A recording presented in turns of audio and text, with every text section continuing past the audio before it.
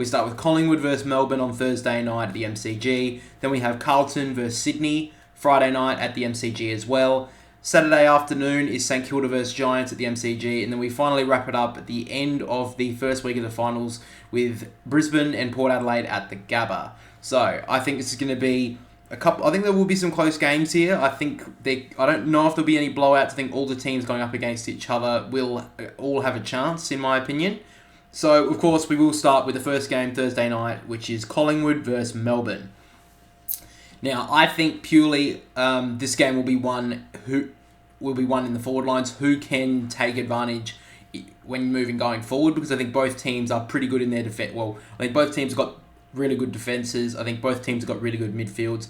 My question mark on both Collingwood and Melbourne are both their forward lines. Are they potent enough to kick a winning score? I think premierships are won off defence, but in this game in particular, it's going to have to be won on the offence. That's why I've actually picked two players here who need to stand up for their teams. One is Jamie Elliott for Collingwood, and the other one is Bailey Fritsch for Melbourne. Now, both these guys have proved in the past that if they can stand up in big games. I think that their matchups are going to be really key to see who can get on top. I think that McVee will probably go to Jamie Elliott, maybe even Michael Hibberd at this stage. And for Bailey Fritsch, I think it either goes to Maynard, but probably more Quaynor. So both of those guys, so all those defenders really need to have a massive game to help out their side. Form, obviously at the moment, probably Melbourne are in the better form of the two sides, but with that week off, it can always mess up a team's sort of progress than going straight into a final series. Obviously having the week off can diminish their chances a little bit.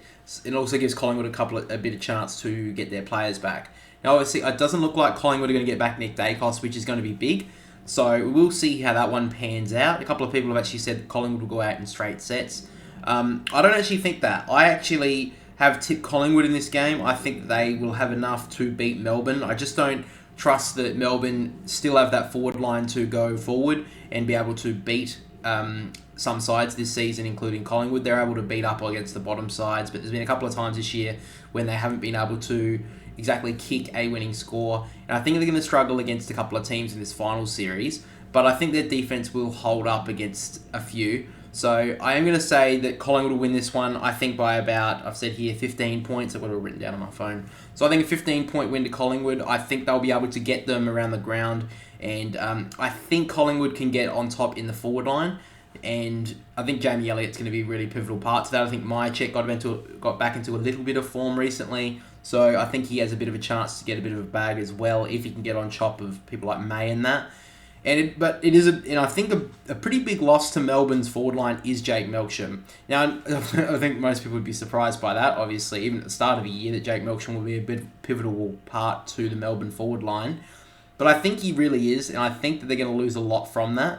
I will be interested to see if they do bring back Brodie Grundy to this side. I don't know if they will, because I think Tom McDonald is a better option, in my opinion, because he's actually a forward when Brodie Grundy is not. So I think they should pick McDonald over Grundy, but I don't know which way they're going to lean. If they're going to be leaning on the side of we need to play Brodie Grundy to keep him at Melbourne, if they even want to do that, I don't know. But at this stage, I think Collingwood will win this one by about 15 points. I think it'll be quite a close one, maybe a couple of late goals to Collingwood to break away, and we'll be going to the prelim final. But now Carlton versus Sydney. I think this is going to be quite a complex game. I think that the Swans have been in pretty good form. But obviously the last 2 weeks of the season, they got very lucky against the Crows, and let's be honest, they wouldn't have made it if it wasn't for if Ben Keys' goal was allowed. But on the other hand, I mean, you don't know how Sydney would have played the next week if they didn't have a guaranteed spot in the finals against Melbourne, if they would have slowed down in that last quarter or whatever. So you can't exactly say the Crows wouldn't have made finals, that the Swans wouldn't have made finals. They may have played better in that last game if it wasn't for that. But obviously on paper, Sydney wouldn't have made it if it wasn't for that disallowed goal. So, Carlton, however, though, did lose their last game against the Giants, and I think that's something that Sydney can exploit. So, in the last game against the Giants, obviously, to a degree, Carlton didn't have to do much. They didn't have to win that game. They kind of got Charlie Curnow, his Coleman, and then slowed down a bit. But there was a little point there where you could see where Carlton kind of went back to their old ways of just bombing long and hoping for Mackay or Curnow to take a pack mark, which they're not really pack markers. I mean, they occasionally do, but their main source of avenues to goal is basically get out the back and score goals that way. Which, I mean, some people could say is like a cheating sort of thing to do. But, I mean, I think it's just a very good attributes that those two guys have. Get up the ground, then beat their defender back. So I think Sydney can exploit that. And Carlton, if they do fall into that pattern on Friday night, I don't think they'll win this game if that happens.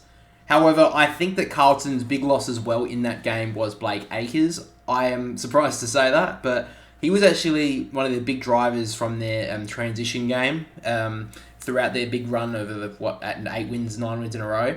So that was something that there was a big loss midway through the game against the Giants. And if he's not back, that's going to be a pretty big one. So I think that he is the player for Carlton who needs to, if he does play, he needs to be a big contributor, a 20-25 plus disposal game, get a lot of metres gained, get Carlton to transition the footy. And he's also quite a good clearance player around the ground because he always just gets the boot to ball and can get a good 50 metres of territory on Carlton's side. And the one player I'm going to earmark for the Swans is James Rowbottom, because I think that a lot of this season, James, has been Sydney's barometer in the middle of the ground. There's been some times where they've been absolutely destroyed by teams, especially in clearance and stoppages around the ground. But Rowbottom has been pretty good in there this season. I think that he's arguably been Sydney's best midfielder inside mid behind Chad Warner. I'm not going to count Errol Gordon. He is in there a bit, but I think he's more of an outside midfielder. So I think that James Rowbottom is the real barometer in the middle in this game, and I think that that's where the game can be won and lost. If Sydney do not at least equal at the stoppage, they're going to get beaten and well beaten against Carlton, because Sydney have been able to get away a few times this season, especially in their run towards final, with that being able to lose and considerably lose at the stoppage. They can't do that in this first final because Carlton will just destroy them all day, and having a potent forward line up there, if they can just get it in there enough, eventually they will score. So that's why I'm going to say that's the big talking point of this one. Who can win in the midfield? Who can take over? And yeah, like I said, Acres will have to be the driver. And I also think as well for Carlton, Mackay has to stand up. He can't just can't be a passenger in this game. If Curnow is getting the ball bombed on his head, Sydney will double team him all day. And Mackay cannot simply just sit there and let that happen. He needs to have an impact in this game or Carlton will lose. But to my tip for this one, I'm going to say that Carlton will win. And I think I've written here 4 points. I think this is going to be a really close game. Sydney don't tend to win by a lot, and Carlton, I think there's going to be a little bit of pressure on them early, but I think they'll pull Sydney back in the second half. So I think that the Carlton will win by about 4 points, and I think the match winner probably will be Charlie Curnow. I think at the end of the day, Sydney have been dominated by him in the past. I know they did earlier in the season, Sydney did beat them, but that was when Carlton were really down and, really out of it. I think that Tom McCartan will go to Charlie Curnow and can hopefully stop him for Sydney fans out there like me, but I do think that Charlie Curnow can get on top, and if Carlton can just get a good enough ball use inside the forward 50, then they should win this one, and pretty convincingly. After that, though, we get to one of the games that it's probably been the outer of all the games being talked about so far in this final series, which is St Kilda versus the Giants almost. And I think this game can both be... I think this game's going to 100% be on the transition, or who can pressure up more on the transition of play, and which keys down both sides of the ground, whether it be Jesse Hogan, Jake Riccardi, or Max King, who can get on top on that department, because I think they both have very good key positions on both sides of the ground, and I think the midfield and the transition game will be massive in this one. I think that the likes of Lockie Whitfield and Lockie Ash for the Giants will be massive in this game. If they can get enough disposal and not much pressure on them, then the Giants will run this game all day. If the Saints can stop that, though, which their forwards can definitely do that, Dean Butler, Jack Higgins, Jake Gresham, they can definitely lock down with the pressure. The question is, though, can they do that on the big stage at the MCG? Because they don't play at the MCG as much as Marvel Stadium. So we'll see how that one works out. But if St Kilda can get their transition game up and running, I think they do have a chance of winning this game. I think it is a little bit surprising that despite St Kilda having the home game, that they are not favourites here, and the Giants have been talked about very heavy, not heavy favourites, but just a lot more favoritised in this game over St Kilda. Considering St Kilda are coming into the final series with, I think, 4 of their past 5 games being wins. So that is a big talking point, but I think the one matchup that is going to be the breaking point of this game is whoever matches up on Toby Green. Whether it be Jimmy Webster or Cal Wilkie, if they aren't able to stop the influence of Toby Green, as we've seen in massive games even this season, but in final series in seasons gone past, if he gets away, it's going to be very hard to stop the Giants, and I don't think they'll win this game if Toby Green can kick even just multiple goals and have a bit of an influence. He's just so big around the ground, Toby Green, and he's actually the big reason why I'm going to be picking the Giants. I think that he's been in massive form this year. He just got picked as an All-Australian captain, which he 100% deserved. I said, I think it was last podcast, so I think he's been the best captain of the year, and I think my brother said the same.